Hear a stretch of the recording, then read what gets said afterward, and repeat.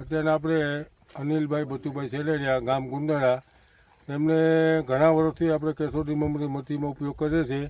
આજે આપની મુલાકાત આવ્યા છે તો આપણે અનિલભાઈને પૂછીએ. અનિલભાઈ, તમે આ કેસોડી મમરી મતીમાં કેટલા વર્ષથી ઉપયોગ કરો છો?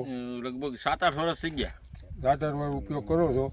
તો તમે જે મતીમાં ઉપયોગ કરો ને જે મતીમાં ઉપયોગ નથી કરતો તો એમાં શું ફરક જોવા મળે? એમાં સુકારો આવે છે, પીળીઓ આવે છે, મૂળનો રોગ આવે છે. આમાં 8 વર્ષમાં આપણે ક્યારેય છોડવો સુકાણો નથી. ને આ વખતે તમારે અત્યારે કેટલા વીઘા મતીમાં આપણે કેસોડી મમરીનો ઉપયોગ કર્યો? 13 થી 14 વીઘામાં.